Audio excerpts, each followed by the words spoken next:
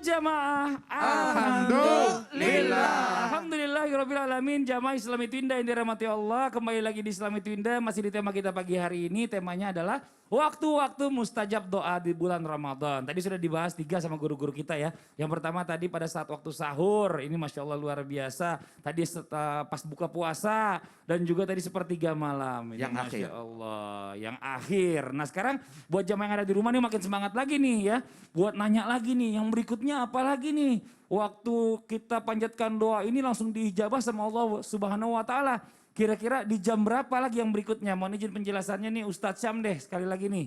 Mohon izin silakan Ustadz Syam. Tabe guruku Ustadz Maulana, Ustadz Blangkon, Mas Fadli serta guru-guru kami dimuliakan Allah Subhanahu wa taala. Dan ternyata waktu mustajabnya doa selanjutnya adalah di bulan suci Ramadan, yakni pada hari Rabu. Subhanallah. Ini mungkin baru pertama kali kita dengarkan dan ternyata ada sebuah hadis yang menunjukkan bahwasanya baginda Nabi SAW dari sahabat Jabir bin Abdullah radhiyallahu anhu warḍah mengatakan bahwasanya Rasulullah SAW pernah berdoa 3 hari di Masjidil Fath. Ketika Rasulullah SAW berdoa dimulai di hari Senin. Di hari Selasa beliau berdoa lagi dan di hari Rabu beliau berdoa lagi dan Rasulullah SAW menunjukkan wajah bahagia pada hari Rabu di antara zuhur dan asar.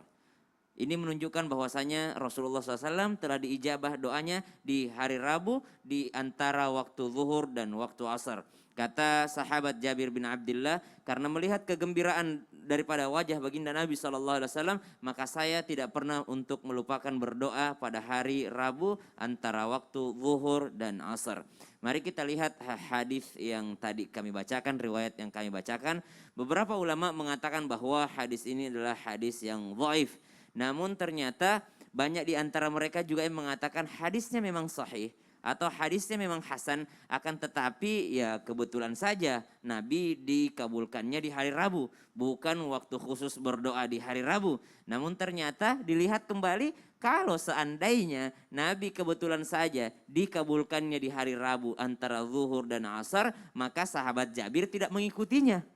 Seandainya kebetulan di hari Rabu. Tapi karena melihat sahabat Jabir bin Abdullah mengikuti baginda Nabi SAW mengatakan bahwasanya ya udah saya ikuti apa yang dilakukan oleh Rasulullah SAW. Yakni berdoa antara zuhur dan asar pada hari Rabu. Nah subhanallah, ada yang dilakukan oleh Rasulullah SAW itu ahyanan.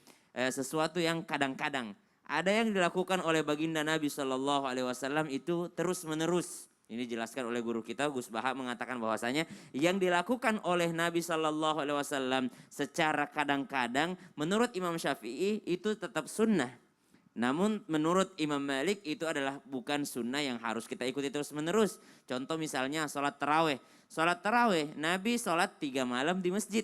Malam selanjutnya di rumah. Kenapa khawatir menjadi wajib? Tapi dari sahabat Sayyidina Umar bin Khattab mengatakan bahwasanya ya udah kayaknya lebih afdol di masjid dipimpin oleh satu imam dan itu berlaku sampai sekarang. Berarti kalau Imam Syafi'i, kalau yang dilakukan kadang-kadang oleh Nabi SAW boleh kita lakukan terus-menerus seperti kunut. Maka Imam Syafi'i kunut terus-menerus. Kata Imam Malik tidak. Kalau kadang-kadang Nabi, kita juga kadang-kadang juga dong. Jangan terus-menerus karena itu tidak wajib. Nah subhanallah, akan tetapi seperti perkara berdoa di bulan Ramadan, ya walaupun hadisnya tidak terjadi di bulan suci Ramadan, akan tetapi hari Rabu antara zuhur dan asar termasuk di dalam sebuah riwayat bahwasanya Nabi pernah dikabulkan doanya di antara zuhur dan asar di hari Rabu. Tapi berdoanya dari hari Senin, bukan berarti nanti hari Rabu baru berdoa. Tidak, kita berdoa setiap hari, setiap saat, setiap waktu-waktu mustajab. Namun boleh saja Allah kabulkan doanya di hari Rabu antara zuhur dan asar. Wallahu ta'ala alam. Masya Allah. Jadi intinya berdoa kapan aja terus Kapan dulu ya. aja, betul. Ya,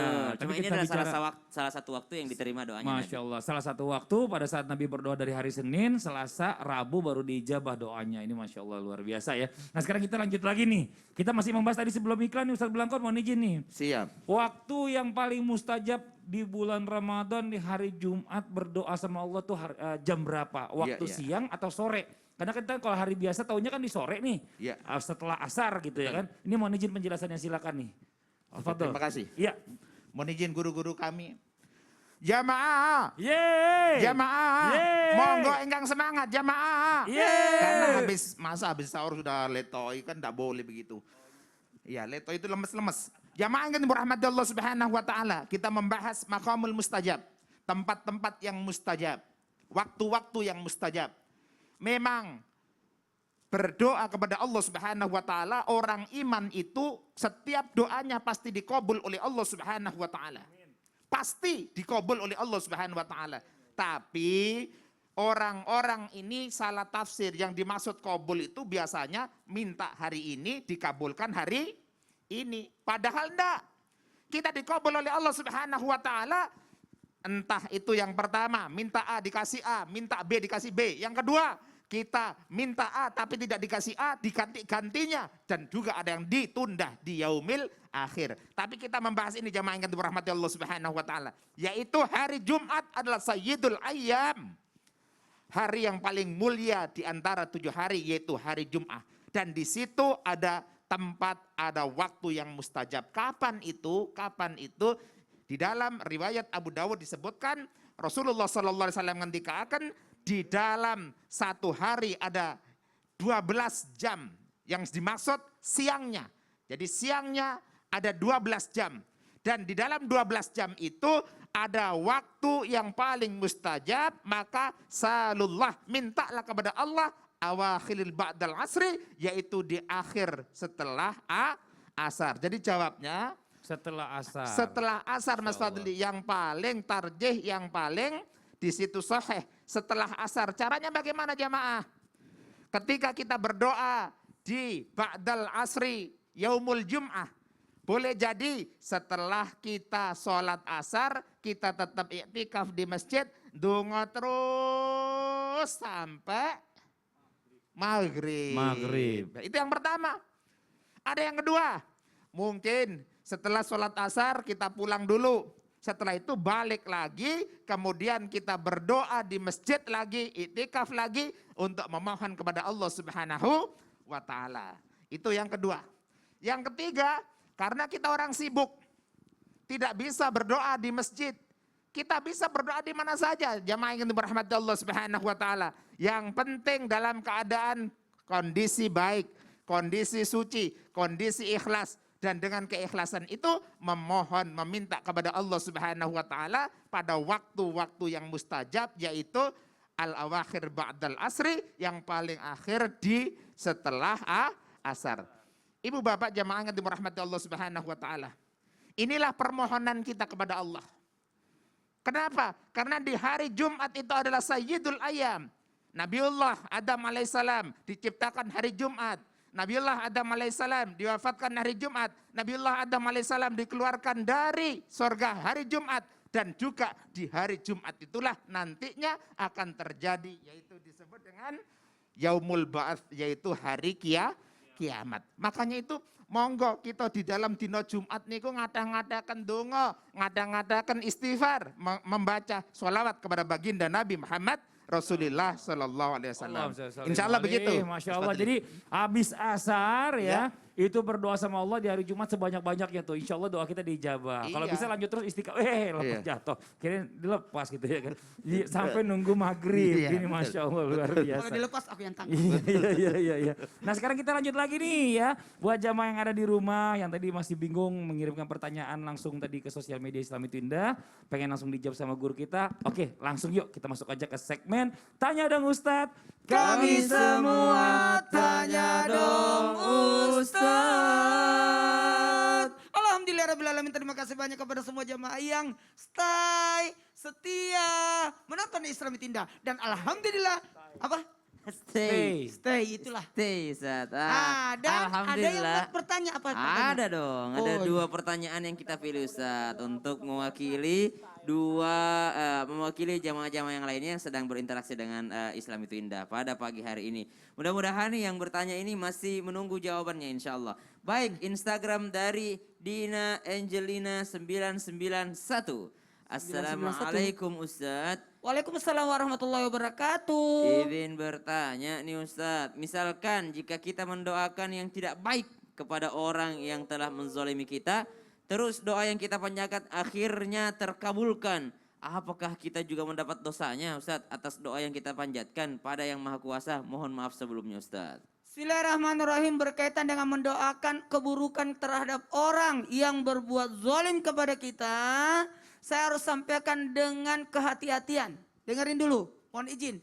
3 orang yang dikabulkan doanya, termasuk orang berpuasa, pemimpin yang adil, dan termasuk adalah orang yang terzolimi. Ketika orang terzolimi, itu peluang doanya diijabah. Pertanyaannya, kalau doa kita diijabah, kenapa harus berdoa? Isinya adalah keburukan. Itu. Jangan isi dengan keburukan. Kalaupun ada orang berbuat zalim kepada kita, maka doakan supaya kezalimannya itu dihentikan. Bukan orangnya dicelakakan. Jangan mendoakan kecelakaan, bahaya buat orang yang zalim terhadap kita. Jikalau keburukan yang menyebar, maka itu orang zalim banget. Banyak orang dianiaya. Kalau begitu mengadulah kepada Allah. Nanti Allah yang atur gimana caranya. Oh, diserahkan. Diserahkan kepada Allah. Jangan matikan, salah. Karena mendoakan keburukan adalah terlarang. Maaf, saya pinjam kata-kata ini. Kepada non-muslim pun kita bisa mendoakan mereka. Supaya apa? Dapat hidayah. Bukan keburukan. Jadi kalaupun pertanyaannya, Ustadz gimana nih kalau kita mendoakan keburukan? Apakah kita juga mendapatkan dosanya? Ya jelas titik beratnya pasti menyesal. Oh subhanallah. Titik Yang jelas menyesal. nggak usah Ustadz ya. Sebaiknya jangan mendoakan Siap. keburukan. Baik Ustadz. Tapi Ustadz pertanyaan yang kedua. Oh ya, saya bacakan. Tegero. Ustadz, Yes, Budiman ya. Bismillahirrahmanirrahim, dari Instagram dari Budiman 322. Assalamualaikum Ustaz, saya mau nanya dan mohon maaf sedikit curhat. Saya umurnya 19 tahun. Saya selalu berdoa, ya Allah cintakanlah saya kepada Ahwat yang menurutmu baik. Tapi kenapa Ustaz saya enggak niat pacaran, saya ingin langsung nikah nih. Tapi kenapa ya selalu gagal terus Ustaz. Dan saya mau nanya, ada enggak doa yang dapat menenangkan hati dan waktu yang paling pas untuk membaca doa tersebut kapan ya harus dibacanya? Soalnya lagi doain untuk sampai-sampai saya enggak percaya lagi dengan arti cinta. Soalnya lagi. Soalnya lagi. Soalnya lagi down. Iya down Ustaz. Down. Apa? Lagi down. Down. Lagi Ustaz. down. Sampai saya nggak percaya lagi arti cinta. Iya. Jangan putus asa dah. Baik. Bismillahirrahmanirrahim. Redaksi doanya bagus sekali. Ya Allah cintakanlah aku kepada seseorang yang menurutmu baik ya. Jadi ada doa Allahumma inni as'aluka hubbuk wa hubba man yuhibbuk gitu.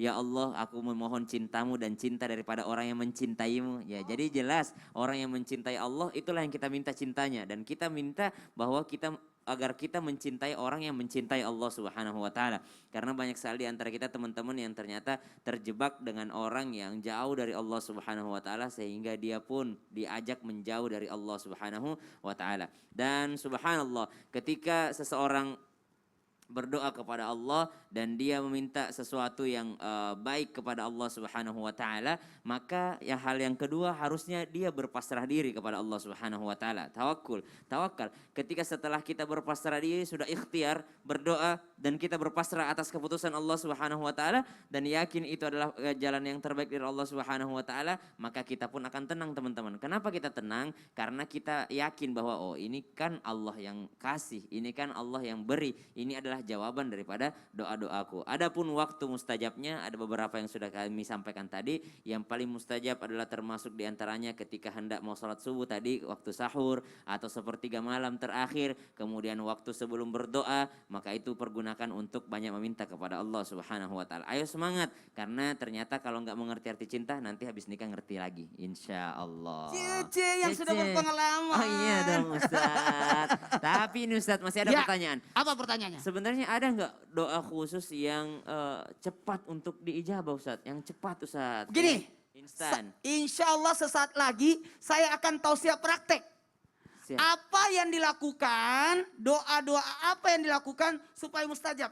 Nih, siapkan buku Yasin yang Buku biasa kita dapat Yasin. bagian, dibagi-bagi sama orang-orang kalau ada hajatan. Dibawa, coba siapkan sekarang. Sesaat lagi saya akan jelaskan bagaimana cara makainya. Mau doanya dijabah? Mau banget. Mau diujabah doanya? Mau banget. Siapkan ya, nanti kita bagaimana cara bacanya. Insya Oke. Allah. Kalau begitu Ada jamaah. 7 di sini. Oh, Makanya ada saya 7 apa tuh? catatan. Oh. Ada 7 di dalamnya. Yuk. Oh, banyak banget. Iya, Ya iya, udah, kalau cepet, begitu jangan sekarang. Kalau begitu jamaah jangan kemana-mana. Tetap di Islam itu indah. Jamaah, oh jamaah, alhamdulillah. Alhamdulillah. Siapin ya sekarang.